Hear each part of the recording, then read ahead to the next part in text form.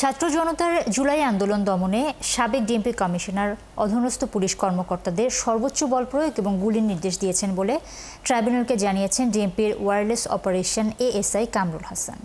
শেখ হাসিনার মামলার জবানবন্দিতে আজ এই তথ্য দেন তিনি। বিচারপতি গোলাম মর্তুজা মজুমদারের ট্রাইব্যুনাল ১ এই সাক্ষী জানান, ১৭ জুলাই হাবিবুর রহমানের এই বার্তা ওয়্যারলেসের এই বার্তা ডিএমপি সংশ্লিষ্ট সকল ইউনিটে পৌঁছে দেওয়া হয়। এই মামলায় আজ সিআইডির ফরেনসিক বিভাগের পুলিশ সদস্য শাহেদ জুবায়ের লরেন্স সাক্ষ্য দেন। জবানবন্দিতে তিনি বলেন, শেখ হাসিনা এবং হাসানুল হক ইনুর কথোপকথন তিনি ফরেনসিক ল্যাবে পরীক্ষা করে নিশ্চিত হন। এ সময় রাজসাক্ষী চৌধুরী আবদুল্লাহ আল মামুন এজলাসে উপস্থিত ছিলেন। এদিকে ট্রাইব্যুনাল ১ রাজধানীর উত্তরায় সংগঠিত মানবতাবিরোধী অপরাধের মামলায় ঢাকা উত্তরের সাবেক মেয়র আতিকুল ইসলাম সহ ২১ আসামির বিরুদ্ধে তদন্ত শেষ করতে ১ মাসের সময় দিয়েছে।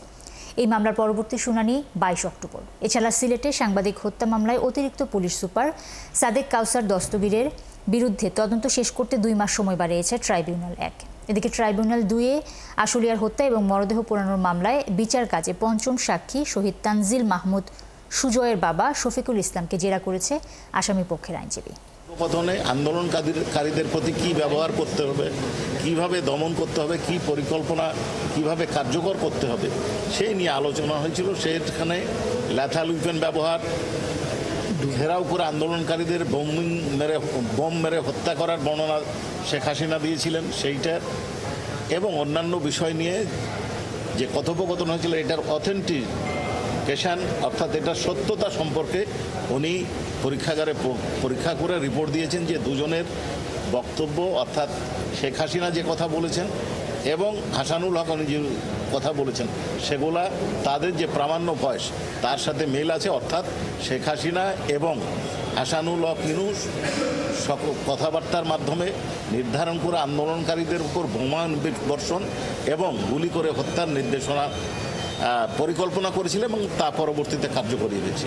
আন্তর্জাতিক অপরাধ ট্রাইব্যুনাল থেকে আরো খবর নিয়ে আমাদের সাথে যুক্ত হচ্ছেন সহকর্মী সৈকত সাদিক। সৈকত, ট্রাইব্যুনালে আজ গুরুত্বপূর্ণ সর্বশেষ আর কি তথ্য রয়েছে আজকে আপনার কাছে? ট্রাইব্যুনালে বিচার কাজ প্রায় ১ ঘন্টার বেশি সময় বিরতির পর কিন্তু আবার শুরু হবে। ট্রাইব্যুনালে ১-এ শেখ হাসিনার মামলার কার্যক্রম চলছে, আর ট্রাইব্যুনাল ২-এ জুলাই অভ্যুত্থানে আশুলিয়ায় যে ৬ জনকে হত্যা এবং মরদেহ পোড়ানোর ঘটনা যে মামলাটি হয়েছে সেই মামলারও সাক্ষ্য গ্রহণ চলছে।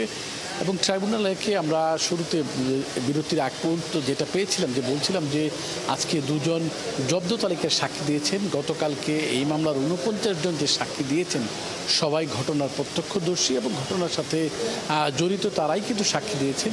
এবং আজকে যে ২ জন এখন পর্যন্ত সাক্ষী দিলেন তারা যে ঘটনার তথ্যপত্র সেগুলো জব্দ করা হয়েছিল সেগুলোর পরীক্ষা করেছেন বা সেই বিষয় তারা ছিলেন এমন ২ জন সাক্ষী দিলেন। একজন সাক্ষী দিয়েছিলেন যিনি সিআইডির ফরেনসিক বিভাগে কর্মরত আছেন, তিনি শেখ হাসিনা এবং জাসদ সভাপতি হাসানুল হক ইনুর যে বক্তব্যটা, আমরা এর আগে ২টি বক্তব্যের কথা বলতাম যে শেখ হাসিনা ঢাকা বিশ্ববিদ্যালয়ের যে সাবেক ভিসি ছিলেন মাকসুদ কামাল তার সাথে কথা বলেছেন, ঢাকা দক্ষিণের মেয়র শেখ ফজলে নূর তাপসের সাথে কথা বলেছেন। এর বাইরে গতকালকে থেকে আমরা আরেকটা অডিও বার্তার কথা যেটা জানতে পারছি যে জাসদের সভাপতি হাসানুল হক ইনুর সাথে তিনি কথা বলেছেন। তিনি ছাত্রদের বোম্পিং করে মেরে ফেলার যে নির্দেশ দিয়েছিলেন সেই ভিডিওটা ফরেনসিক বিভাগে সিআইডির যিনি পরীক্ষা করেছিলেন সেই কর্মকর্তা তিনি আজকে সাক্ষী দিয়েছেন এবং তিনি বলেছেন যে তিনি যথাযথ পরীক্ষা করে পেয়েছেন যে সেই বক্তব্য শেখ হাসিনা এবং হাসানুল হকের ইনু ছিল। পরে রাষ্ট্র নিযুক্ত আসামি পক্ষের যে আইনজীবী আমির হোসেন তাকে জেরা করেন এবং তিনি বলেন যে তিনি যে রিপোর্ট এখানে দিয়েছেন সেটা এআই জেনারেটেড করা এবং অসত্য তথ্য দিয়েছেন। এর বাইরে আরেকজন ওয়্যারলেস যে বিভাগে কর্মরত ছিলেন ডিএমপির তিনি কামরুল হাসান এএসআই তিনিও বক্তব্য দিয়েছেন। তিনি বলেছেন যে ১৭ জুলাই ২০২৪ সালের ডিএমপির যে সাবেক কমিশনার ছিলেন হাবিবুর রহমান তিনি এক ওয়্যারলেস বার্তা বলেছিলেন যে ছাত্র জনতাকে দমনের জন্য সর্বোচ্চ বল প্রয়োগ করতে হবে এবং চাইনিজ রাইফেল বা গুলির নির্দেশ দিয়েছিলেন। সেই অডিও বার্তাটি ট্রাইব্যুনালে শোনানো হয় এবং তিনি বলেছেন সেই ওয়্যারলেস বার্তাটি সে হাবিবুর রহমানের বক্তব্যটি মোটামুটি সব জায়গায় পাঠিয়ে দিয়েছিলেন।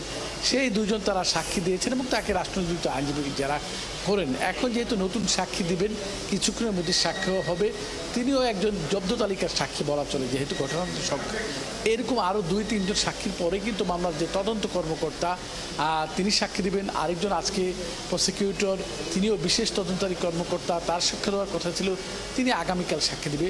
তো নুসরাত এই মামলার যে পরবর্তী যে বিষয়গুলো, সেই বিষয়গুলো আমরা ট্রাইব্যুনালে বিচার কাজ শুরু হওয়ার পরেই আমরা জানতে পারবো, পরবর্তী সংবাদে জানিয়ে দিতে পারবো। এখন পর্যন্ত জি সৈকত, অনেক ধন্যবাদ। পরবর্তীতে নিশ্চয়ই আপনার সাথে যুক্ত হয়ে আমরা আপডেট জেনে নিব। দর্শক, আন্তর্জাতিক অপরাধ ট্রাইব্যুনাল থেকে যুক্ত হয়েছিলেন সহকর্মী সৈকত সাদিক।